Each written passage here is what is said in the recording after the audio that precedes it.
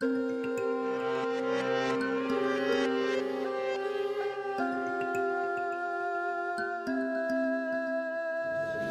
en France, la demande d'asile commence en préfecture. Les personnes s'enregistrent en préfecture et puis elles saisissent l'OFPRA, l'Office français de protection des réfugiés et apatrides, qui va instruire la demande d'asile à travers un récit écrit qui est fourni dans le dossier qui nous est transmis par la personne et surtout à travers un entretien qui a lieu avec un officier de protection de l'OFPRA. Alors en fait, nous croisons trois éléments principaux pour pouvoir statuer sur une demande d'asile à la fois de manière bienveillante et rigoureuse en application du droit d'asile.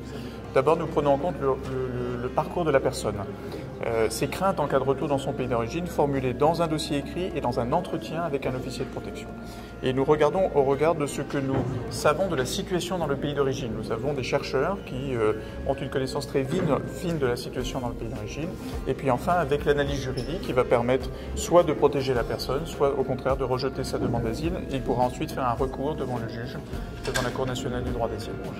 Rien n'est facile dans le parcours, dans la vie d'un exilé.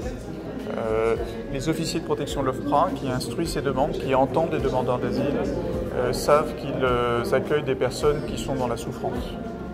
Et tout est construit autour de la nécessité d'établir et d'aider le demandeur d'asile à établir, notamment dans l'entretien, la crédibilité de ses craintes. Il ne s'agit pas pour lui ou pour elle de prouver quoi que ce soit, mais d'établir la crédibilité au regard de son parcours, des craintes qui sont les siennes en cas de retour dans le pays d'origine. Et c'est l'officier de protection qui fait preuve de cette bienveillance, de cette rigueur, de ces techniques d'instruction, de ces éléments d'accompagnement qui sont les nôtres, notamment pour les personnes qui ont le plus de mal à verbaliser ces craintes. Je pense à des personnes qui sont persécutées pour leur orientation sexuelle, ou des mineurs isolés, ou des gens qui ont été détruits par la torture. C'est donc tout un processus qui vise à statuer de manière bienveillante et rigoureuse en application du droit.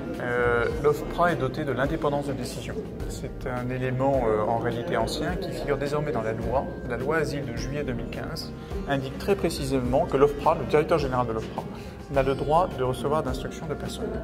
C'est donc une clause d'indépendance fondamentale et qui a pour vocation que l'OFPRA statue exclusivement en fonction des considérations du droit d'asile. Est-ce que la personne a des craintes au regard de la Convention de Genève, de la protection subsidiaire ou pas, indépendamment de toute autre considération qui ne sont pas de notre ressort, que ce soit la politique migratoire, des considérations diplomatiques.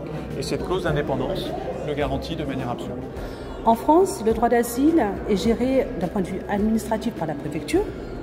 Donc il y a des divers bureaux qui accueillent les migrants et en cas de phase contentieuse par la CNDA, donc, qui est unique en France et qui gère l'ensemble du contentieux du droit d'asile en France. Une fois que vous avez une décision de rejet, généralement c'est pour ça qu'on saisit la CNDA, donc par rapport à une demande de droit d'asile, vous saisissez la Cour pour essayer d'obtenir un réexamen de votre situation pour obtenir éventuellement le statut de réfugié. En 2016, il y a eu environ 36 000 dossiers donc de personnes qui ont fait une demande de droit d'asile. Sur ces 36 000 dossiers, si mes souvenirs sont bons, on doit être autour d'environ 10,5% de demandeurs d'asile qui se voient octroyer, reconnaître la qualité de réfugié, ce qui est très peu, ce qui est vraiment très ridicule. Puis on doit avoir à peu près 4,7 ou un peu moins de 5% de personnes qui se voient justement octroyer la protection subsidiaire. Et tout le reste, plus de 80%, sont des rejets, donc de la CNDA. Sur ces 80% de dossiers, seuls 60% sont audiencés.